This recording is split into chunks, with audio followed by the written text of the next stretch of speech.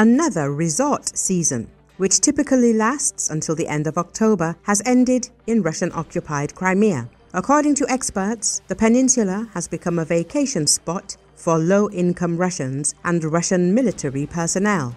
According to Radio Liberty, Russian protégé Sergei Aksyonov claims the peninsula has welcomed 6 million tourists this year, 16% more than last year.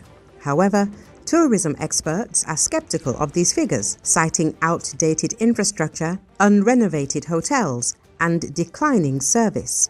The publication notes that many Crimean beaches greeted tourists this season with dilapidated piers and broken ramps. Specifically, at Solnechny Beach in Sevastopol, a new wooden ramp installed before the start of the season quickly failed. One beachgoer testified that the structure was poorly constructed, the supports were unsecured, and the metal pins were bent. Our long-suffering gangway. The supports are already falling out because it wasn't finished. They did it for super specialists. They didn't even secure it. Why? Because they miscalculated. One isn't secured, then the other. Look, one pin is already bent, then the other. We have D'Artagnan and his musketeers. They did it like this. It's Chinese crap, the vacationer noted. Problems were also reported at Krustalny Beach, where a ditch filled with sewage formed in the middle of the recreation area. According to a local blogger, the primitive drainage system is allowing sewage from the showers to leak directly into the ground. Nearby, on the undeveloped part of the coast, dead birds, contaminated sand, and water were spotted. Even the Russian mayor of Sevastopol, Mikhail Razvozeyev, acknowledged the state of Krustalny Beach as outrageous.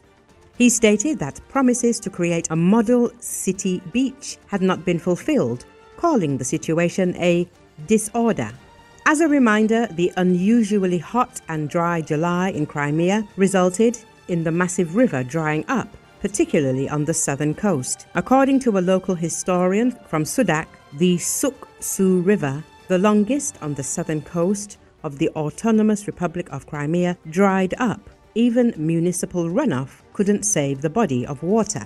As the specialist explained, rivers are drying up en masse across the peninsula, but on the southern coast of Crimea, almost all of them no longer reach the sea. Crimea was also reported to be on the brink of drought, while Alushta had already switched to hourly water supply. Since October the 1st, the city has implemented hourly water supply schedules, and the network pressure has been reduced to a minimum.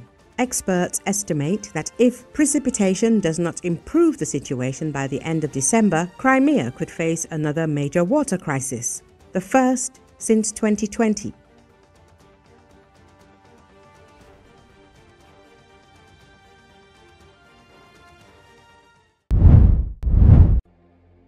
Democrat Jay Jones was elected Tuesday as Virginia Attorney General, riding a wave of voter dissatisfaction with the White House to overcome the revelation that in 2022 he sent widely condemned texts embracing violence against a fellow state lawmaker.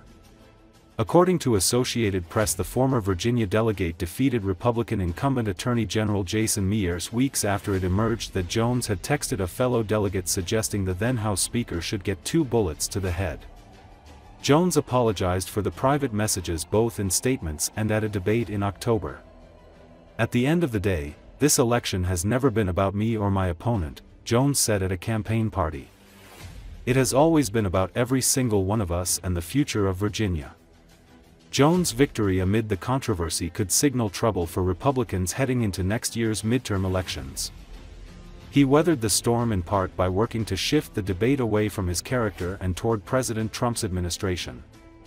Jones campaigned against the impact of federal encroachment on Virginia since Trump took office in January, shrinking the civil service, levying tariffs, and a Republican federal tax cut bill that Democrats argued imperiled the state's healthcare system.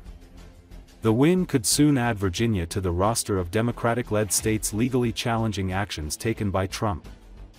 A descendant of slaves, Jones is set to become the first black attorney general in the former capital of the Confederacy. His victory is a landmark moment for black Virginians in a statewide contest that was already poised to make history, with voters choosing between two women to elect the state's first female governor. Myers faced a difficult political climate in his bid for re-election.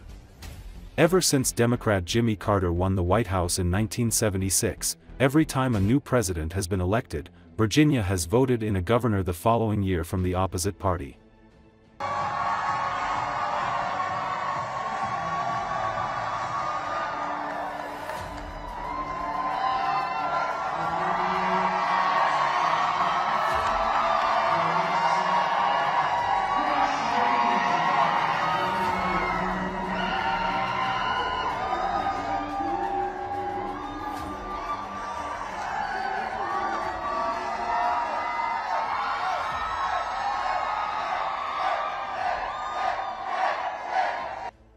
My ancestors were slaves.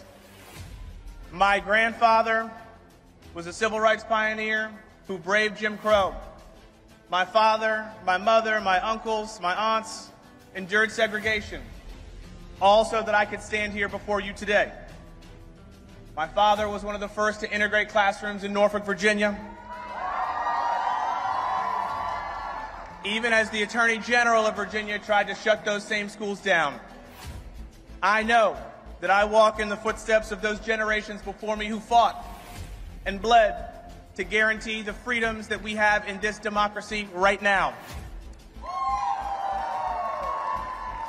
And I know that it's because of all of them and all of you tonight that I am honored and ready to be your next Attorney General of Virginia.